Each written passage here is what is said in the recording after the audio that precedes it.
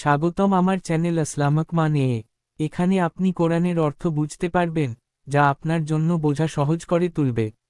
চলুন আজ আমরা শুরু করি সূরা আল ফাতিহা দিয়ে। আমরা সবাই সূরাটি জানি, কিন্তু এর অর্থ অনেকের কাছে পরিষ্কার নয়। তাই অনুরোধ করব মনোযোগ দিয়ে শোনার জন্য।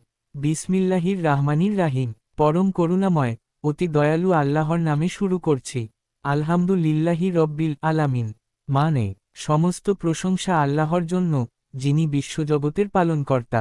আর রাহমানির রাহিম, মানে, যিনি পরম দয়ালু, অতি করুণাময়। মালিকি ইয়াউমিদ্দিন, মানে, যিনি বিচার দিনের অধিপতি। ইয়াকা নাবুদু ওয়া ইয়াকা নাস্তাইন, মানে, আমরা শুধু তোমারই ইবাদত করি এবং শুধু তোমারই সাহায্য চাই। ইহদিনাস সিরাতাল মুস্তাকিম, মানে, আমাদেরকে সরল পথে পরিচালিত কর।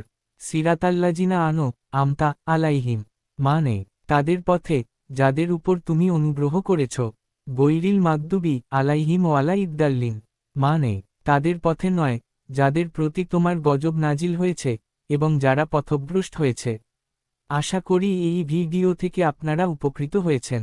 যদি ভালো লেগে থাকে এবং মনে হয় অন্যদেরও উপকার হবে, তাহলে শেয়ার করুন, লাইক দিন এবং আরও আপডেটের জন্য সাবস্ক্রাইব করুন।